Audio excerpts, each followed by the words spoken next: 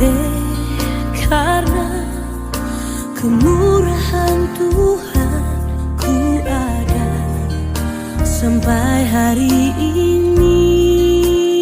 Dalam nama Bapa dan Putra dan Roh Kudus, amin. Selamat pagi saudara-saudaraku yang terkasih di dalam kasih Kristus. Berjumpa lagi dengan saya pada perenungan pagi hari ini, tanggal 26 Mei 2020. Perenungan hari ini diambil dari Kisah Para Rasul 20 ayat 17 sampai dengan 27. Dunia saat ini dipenuhi janji-janji yang sangat menarik, menawarkan berbagai kesenangan-kesenangan sesaat.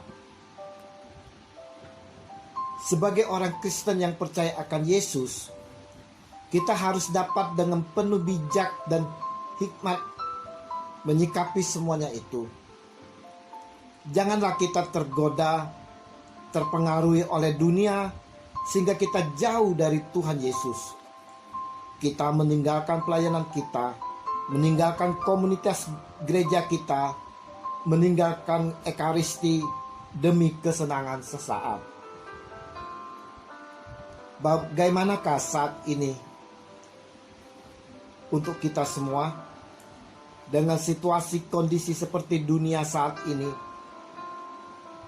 Apakah kita tetap maju dalam pelayanan, atau kita juga mengikuti dunia namun tetap melayani? Saudara-saudaraku yang terkasih dalam kasih Kristus, kita perlu belajar dari Paulus dalam pelayanan.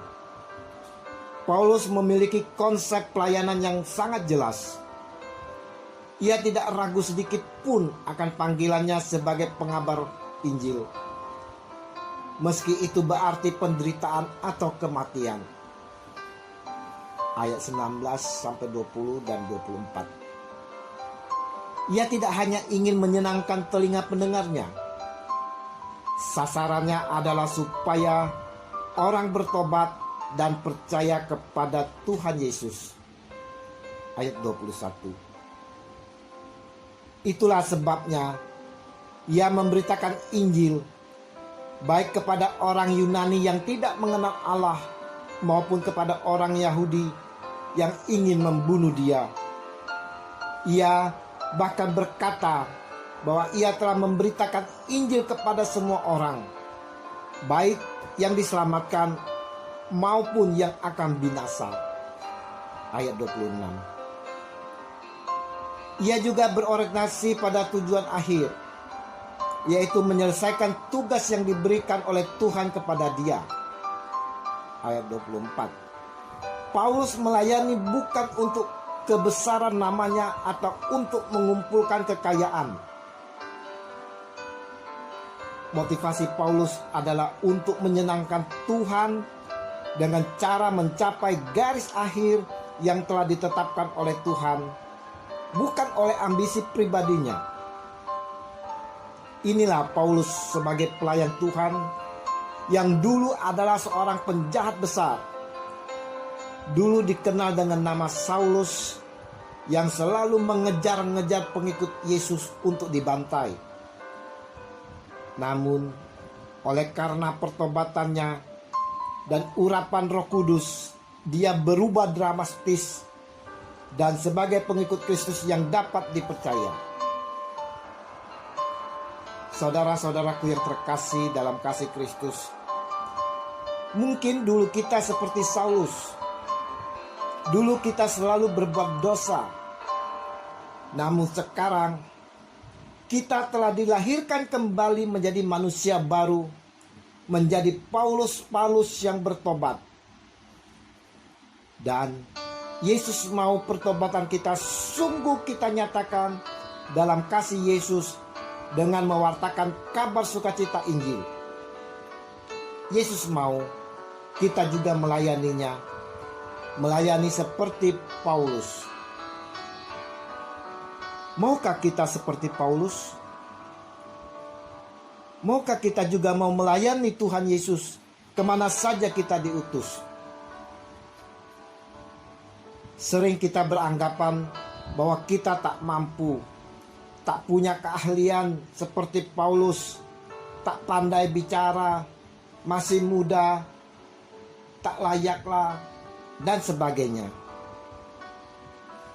Ingat, Yesus tahu akan semuanya itu. Maka Dia berjanji akan memberikan penolong bagi kita. Dia akan mengutus penolong itu, yaitu Roh Kudus yang membimbing dan menuntun kita. Pertanyaannya, siapkah kita untuk dipimpin dan dituntun Roh Kudus?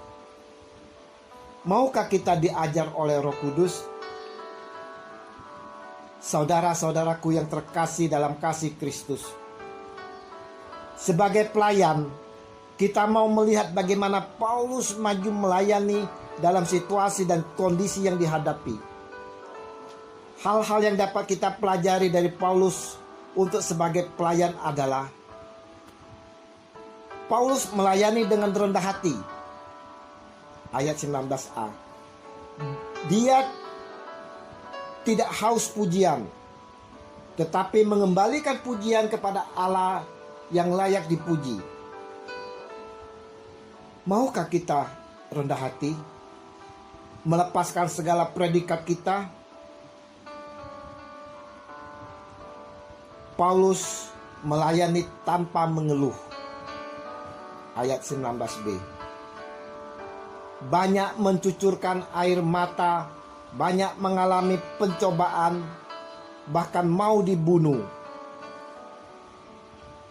Apakah kita siap mengalami segala penderitaan, berbagai pencobaan dengan tanpa mengeluh?